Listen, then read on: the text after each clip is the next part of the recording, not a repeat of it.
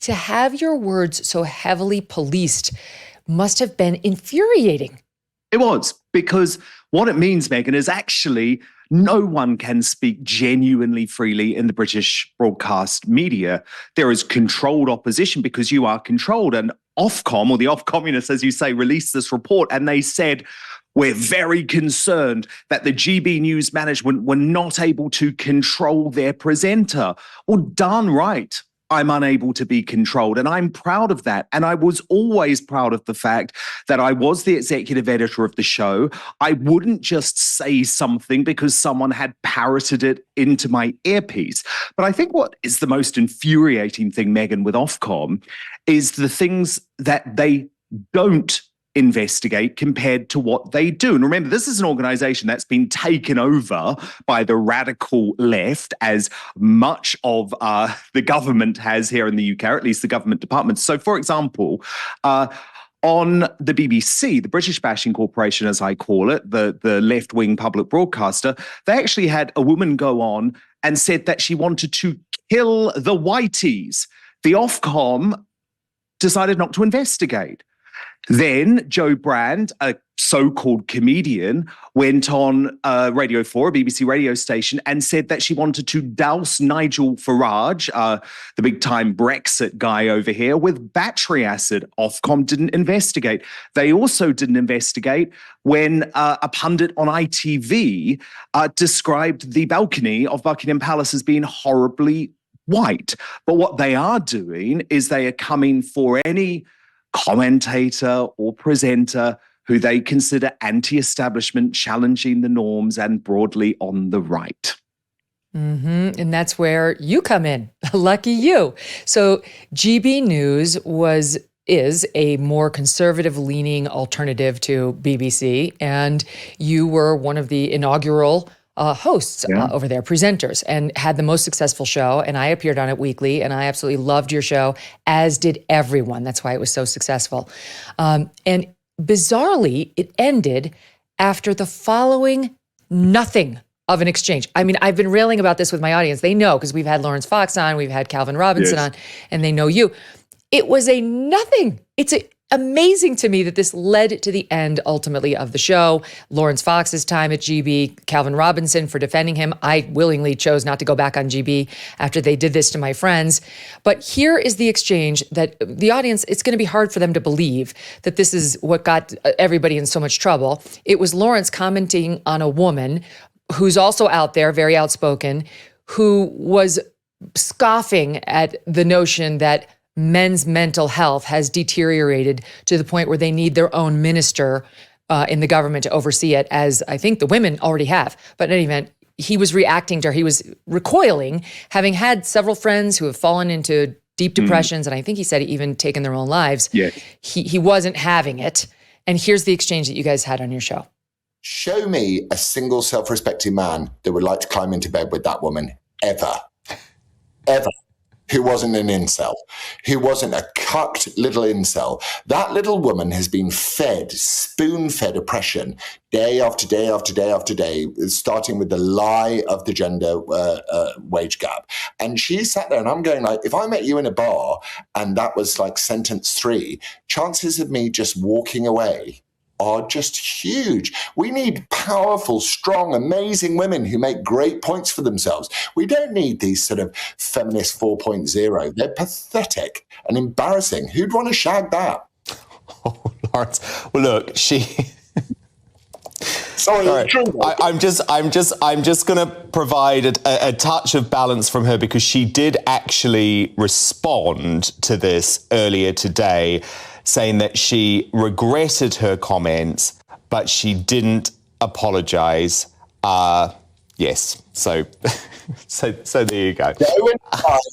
And she's a very beautiful woman, Lawrence. Very beautiful woman. There you go. That's it. That's it, Dan. And that was basically the end, eventually, of your time at GB, the whole investigation, Ofcom, the same one that led, horrible whiteys, that's no problem.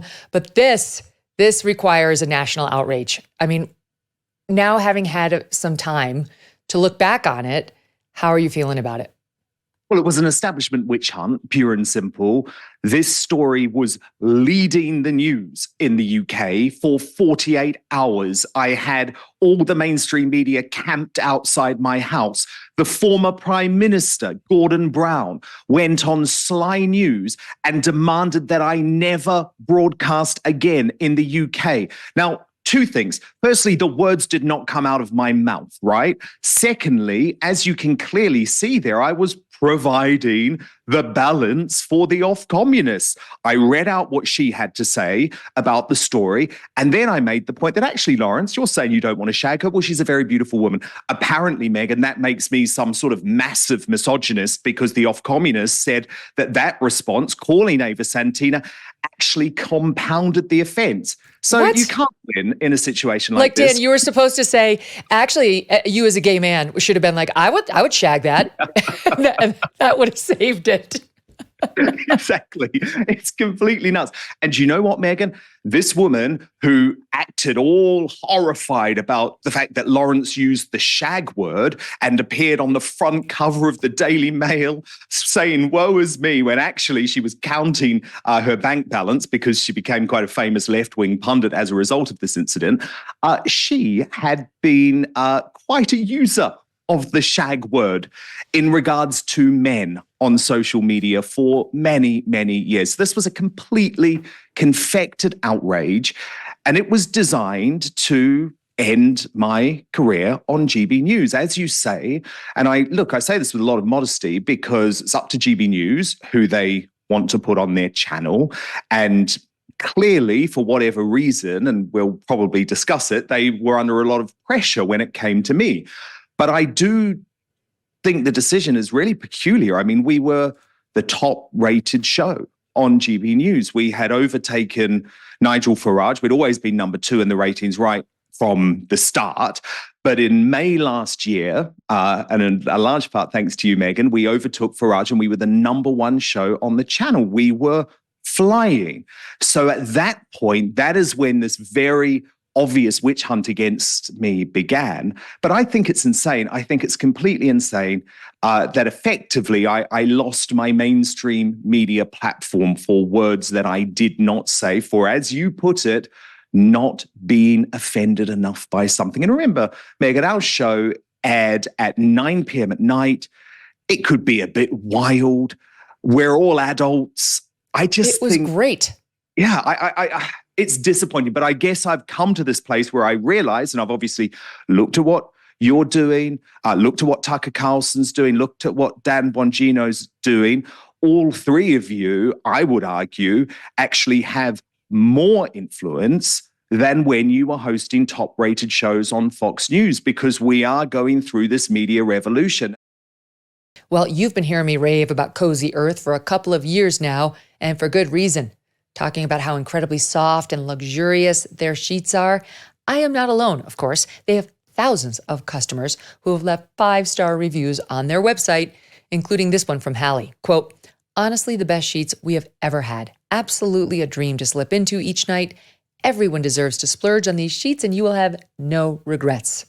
Cozy Earth sheets, available now in 15 awesome colors, are made from viscose from bamboo, making them temperature regulating so you will sleep cool and comfy year-round. Cozy Earth even offers a 100-night sleep trial.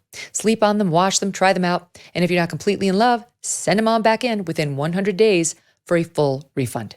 Experience life-changing luxury with the world's softest sheets. Go to CozyEarth.com, enter my promo code Megyn at checkout to save up to 35% on Cozy Earth's bedding, pajamas, bath towels, loungewear, and more. CozyEarth.com, promo code MK. Hey, thanks so much for watching. If you like what you just saw, hit the subscribe button for more clips and full episodes.